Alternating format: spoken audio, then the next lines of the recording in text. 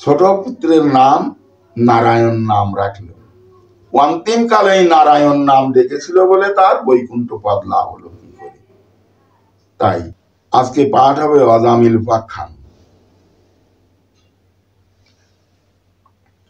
এতে জানতে পারা যাবে নামের মাহাত্ম্য এবং মহা পাপী অভক্ত হইয়াও সে কি করে বৈকুণ্ঠ পদ লাভ করল।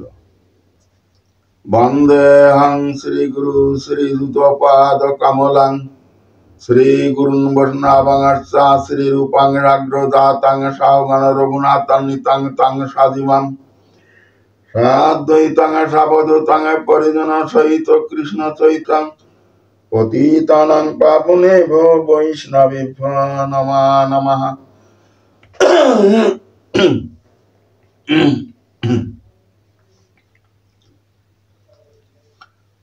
মহারাজ পরীক্ষিত সুখদেব গোস্বামীকে জিজ্ঞাসা করছেন, হে মুনিবর, শুনেছি প্রায়শ্চিত্ত করলে মানুষের পাপের খণ্ডন হয়ে যায়। তবে কেহ যদি বারবার প্রায়শ্চিত্ত করে আর বারবার পাপ করে, বারবার পাপ করে আর বারবার প্রায়শ্চিত্ত করে, তার কি ফল হয় বলুন তো গুরুবর, শ্রবণ করি। সুখদেব গোস্বামী তার উত্তরে বললেন, তার কোনো ফল হয় না।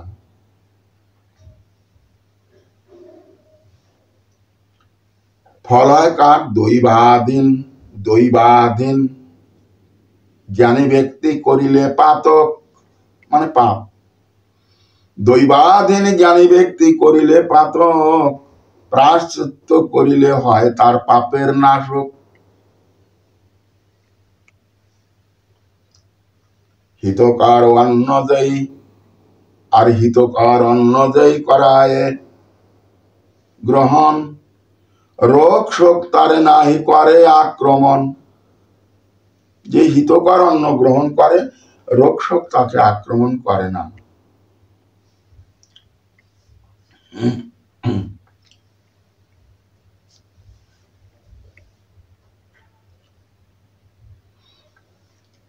বলে বলছেন, দুষ্কৃতাং হি মনুষ্য সর্বমান্যে প্রতিঠিতাং যোজস্যন্নাং সমস্নাতি সাতস্যস্নাতি কিল্লিদাং। মানুষের সমুদায় পাপ অন্নের মধ্যে নিহিত থাকে। অতএব যে যাহার অন্ন ভোজন করে সে তার পাপই ভোজন করিয়া থাকে।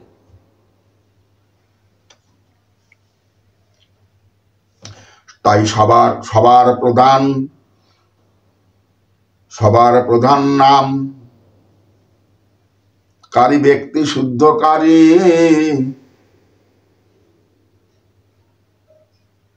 নামহীন প্রায়শ্চিত্ত নহে ফলধারী। সবার প্রধান নাম, সেই নামকারী ব্যক্তি শুদ্ধকারী, কিন্তু নামহীন প্রায়শ্চিত্ত নহে ফলধারী। ভগবান কৃষ্ণের নাম করলে পাপের খণ্ডন হয়, প্রায়শ্চিত্ত হয়ে যায়। কিন্তু নাম না করে দেবদেবতার পূজা করলে বা অন্য যাগযজ্ঞ ব্রত আদি হোম তপস্যা আদি করলে তাতে প্রায়শ্চিত্ত হবে না। কলিযুগে নামহীন প্রায়শ্চিত্ত নয় ফলধারী। অতএব সবার প্রধান সেই নাম যুক্ত ব্যক্তি শুদ্ধকারী। নামহীন প্রায়শ্চিত্ত নহে ফলধারী। ভ্রমেও যদি কেহ করে কৃষ্ণ নাম, মহাপাপী হইলেও সে পায় স্বর্গধাম। ভ্রমেও যদি কেহ কৃষ্ণ নাম করে, মহাপাপী হইয়াও সে বৈকুণ্ঠ পদ লাভ না করলেও পায় স্বর্গধাম।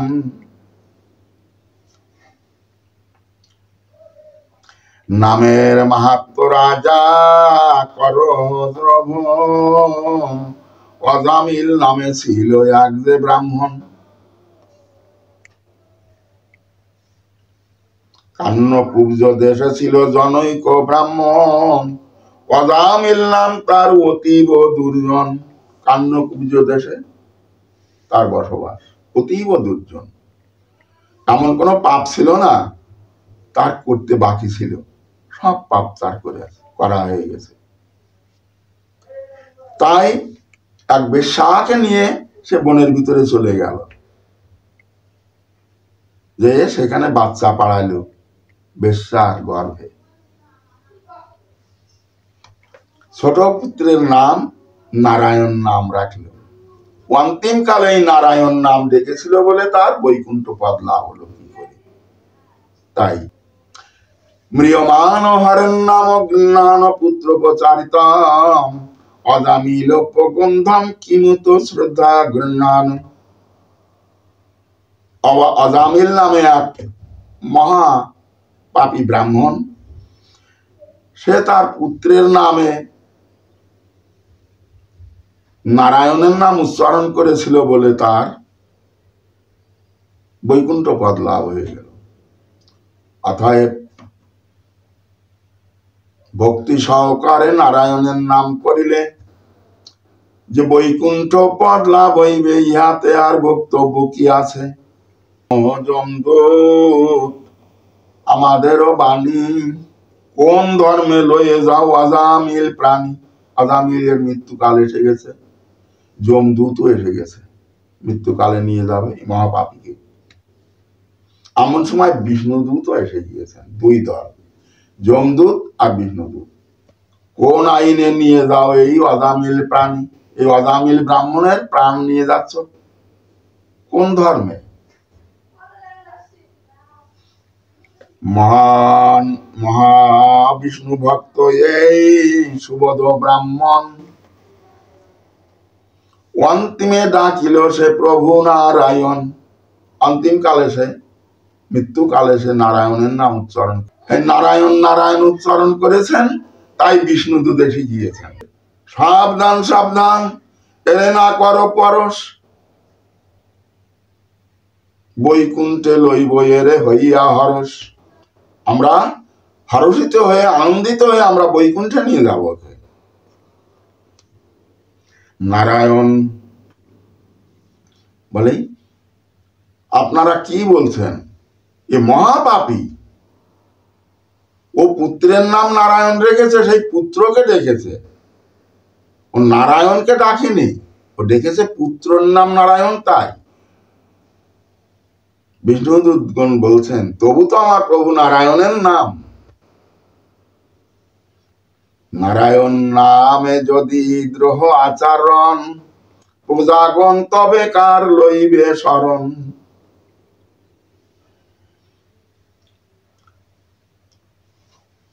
কোটি জন্মাকৃত পাপ ওর যাহা কিছু ছিল, প্রায়শ্চিত্ত করিয়াছে এই অজামিল।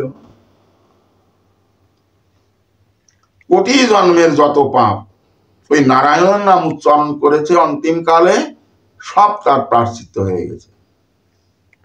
প্রায়শ্চিত্ত করিয়াছে এই অজামিল।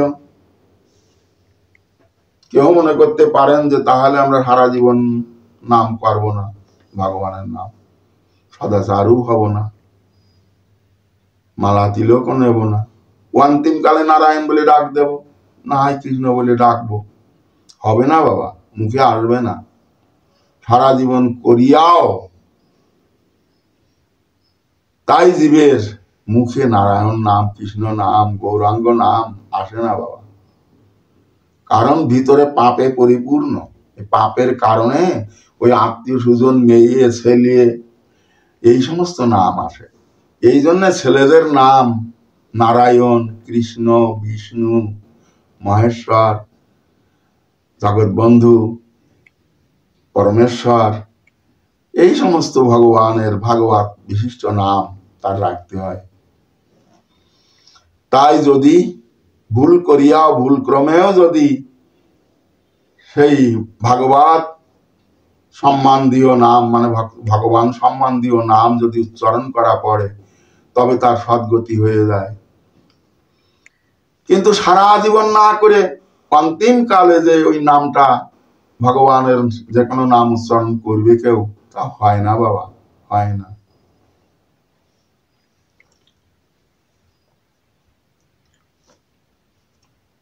হয় ওই রকম ভাবে আজামিল যেমন তার পুত্রের নাম নারায়ণ রেখেছিল, তাই ডাকিছিল, কিন্তু সে তার নাম নারায়ণ। তো নারায়ণ নামে যদি দ্রোহ আচরণ, প্রজাগণ তবে কার লইবে শরণ। কোটি জন্মাকৃত পাপ যাহা কিছু ছিল, প্রায়শ্চিত্ত করিয়াছে এই আজামিল।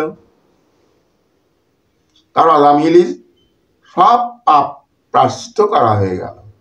অতএব সাবধান, সাবধান, এরে করিও না পরশ, বৈকুণ্ঠ লইব এরে হইয়া হরস।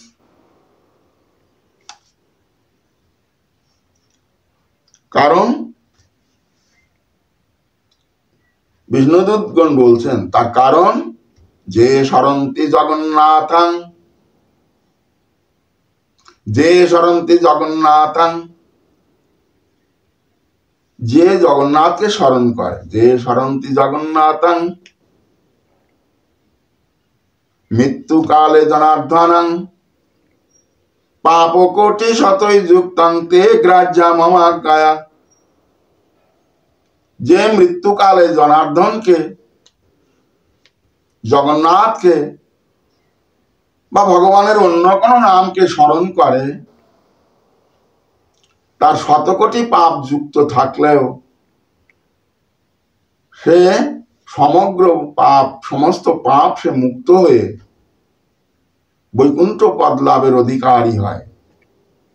অতএব যে সরন্তি জগন্নাথং মৃত্যুকালে জনার্দনং পাপ কোটি শতই যুক্তং তে গ্রাহ্যা মমাজ্ঞায়া। যে মৃত্যুকালে জগন্নাথকে, জনার্দনকে স্মরণ করে, শত কোটি পাপ যুক্ত হইলেও আমার আজ্ঞায় তাহাকে মুক্ত করিয়ায় আসিবে, তাকে পরিত্যাগ করে আসবে। যমদূতদেরকে বলছেন সেই ধর্মরাজ যম, এতক্ষণে সে অচৈতন্য ছিল। এই যম এবং বিষ্ণুদূতির যে কথাগুলো কাটাকাটি হলো, তাতে মীমাংসা হলো এবং যমদূতগণ চলে গেল, হেরে চলে গেল। আর উনি জেগে উঠলেন, জেগে উঠে চিন্তা করছেন, আমি মহাপাপ করেছিলাম, অন্য জন্মে পুণ্য আমি করিনু নিশ্চয়, তাই মোর পাপ জিহ্বা অন্তিম কালে কৃষ্ণ কৃষ্ণ কয়, নারায়ণ নারায়ণ কয়। সংসার, গৃহ, পুত্র, পরিজন সব ত্যাগ করে দিল, দিয়ে বেঁচে উঠে এবার অবশিষ্ট সময়টুকু ভাগবত পদে মতি দিল।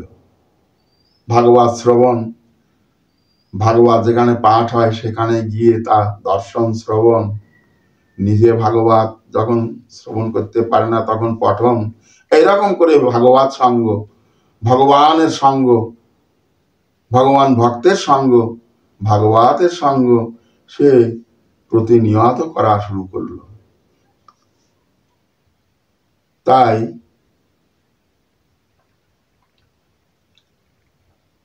ভাগবতে বলা হয়েছে, নিগম কল্পতর গলিতং ফলং সুখমুখাদমৃত দ্রব সমাজ্যুতম পিবাত ভাগবতং রসমালাং মুহুর্রহ রসিকা বুভু ভাবুকা। অর্থাৎ, হে রস শিরোমণি ভাবুক ভক্তগণ, এই ভাগবত বেদরূপ কল্পবৃক্ষের হে অংশরহিত ফল, ইহা সুখদেবের মুখ হইতে নিঃসৃত হইয়া পৃথিবীতে অখণ্ড রূপে নিপতিত হইয়াছে। অতএব আপনারা এই পরমানন্দ রহস্যিত ভাগবত গ্রন্থ মোক্ষ পর্যন্ত পুনঃ পুনঃ আস্বাদন করুন, পুনঃ পুনঃ পাঠ করুন, পুনঃ পুনঃ শ্রবণ করুন। প্রথম স্কন্ধের প্রথম অধ্যায়ে 3 নম্বর বাণীতে বলা হয়েছে, অন্তিমে কালে দিব্য রথে বৈকুণ্ঠে গমন। অন্তিম কালে দিব্য রথে আজামিল বৈকুণ্ঠে গমন করলেন। তাই বলেছেন যে এই রূপে শেষ করে নিজের সাধন, অন্তিমে কালে দিব্য রথে বৈকুণ্ঠে গমন, হরি হরি বল সবে বরিয়া বদন। এবার যমদূতগণ যমরাজের কাছে গিয়ে বলছে, মহারাজ, আজকে যে অবিচার হয়েছে সে অবিচারে আমরা আর আপনার চাকরি করতে চাই না। কেন? এক অজামিল নামে ব্রাহ্মণ ছিল, মহাপাপী। সে পুত্রের নাম রেখেছিল নারায়ণের নাম। অন্তিম কালে সে নারায়ণের নাম উচ্চারণ করেছে, নারায়ণ পুত্রকে ডেকেছে। তাই জন্যে তাকে বৈকুণ্ঠে নিয়ে যাবে বিষ্ণু দূতগণ। ওরা নারায়ণ নারায়ণ নাম উচ্চারণ করছে, আর অগ্নিস্ফুলিঙ্গ এসে আমাদের চোখে মুখে লাগছে, আমরা সেখানে তিষ্ঠতে পারলাম না। তাই আজ এই অধর্ম, আজ এই অনিয়ম অনীতি হয়েছে, আমরা আর চাকরি করব না। তখন যমদূতদেরকে বলছেন, যমরাজ ধর্মরাজ বলছেন, কি বলছেন? যথায় হরি নাম হবে আরো হরি তত্ত্ববাণী, অধিকার শূন্য মোর তথা যত প্রাণী। আমার অধিকার শূন্য সেখানে যত প্রাণী আছে। অতএব ন ব্রহ্মা ন শিব অগ্নি, ব্রহ্মা কি শিব কি অগ্নি, কি আমি ধর্মাভিজ্ঞ যম, কি অন্যান্য দেবতা সকল, কেহই মহাত্মা বৈষ্ণব দিয়াকে নিগ্রহ করিতে সমার্থ নহি। নিতাই গৌর সীতানাথ প্রেমানন্দে হরি হরি বল। অমঙ্গল করিতে বা অকল্যাণ করিতে কেহ আমরা সমার্থ নহি, দূতগণদের বলছেন যমরাজ। বৈষ্ণব বিষ্ণুর ন্যায় পূজনীয়, মম মান্না বিশেষতয় আমারও মান্য। যমরাজ বলছেন, তেষাং কৃতি অপমান্যপি বিনাশ যাতে ধ্রুবম। তাকে অপমান করিলে অপমানকারী অবশ্য বিনাশ প্রাপ্ত হইয়া থাকে। যমরাজ বলছেন তার দূতগণকে, জয়ী ভাগবতাং লোকং পাশ্রাং নিপত্তাম করতি তস্য নশ্যন্তি অর্থ ধর্ম যশস্বুত। যিনি ভাগবত ভক্তজনকে উপহাস করে, তার ধর্ম অর্থ যশ সন্তান সব নষ্ট হইয়া থাকে। সেই বাণীটা পুনরুচ্চারণ করা হয়েছে। যে স্মরন্তি জগন্নাথাং, মৃত্যুকালে যে জগন্নাথকে, ভগবান জনার্দনকে, কৃষ্ণকে, নারায়ণকে, গৌরাঙ্গকে, বিষ্ণুকে, ভগবানের যে কোনো অবতার মূর্তিকে, বিগ্রহকে স্মরণ করে, তাই বলছেন যে স্মরন্তি জগন্নাথাং মৃত্যুকালে জনার্দনাং পাপ কোটি শতই যুক্তাং তে গ্রাহ্যা মামাজ্ঞয়া। যে মৃত্যুকালে জনার্দনকে, নারায়ণকে, জগন্নাথকে স্মরণ করে, কোটি কোটি সে পাপ যুক্ত হইলেও আমার আজ্ঞায় তাকে মুক্ত করিয়া রিক্ত হস্তে আসিবে। নিতাই গৌর সীতানাথ প্রেমানন্দে হরি হরি বল। এত বলি তুষ্ট করি নিজ ভৃত্যগণে, যমরাজ ক্ষমা চাহে প্রভু নারায়ণে। এত কথা বলে নিজের ভৃত্যগণকে তুষ্ট করে নারায়ণের কাছে যমরাজ ক্ষমা চাচ্ছেন।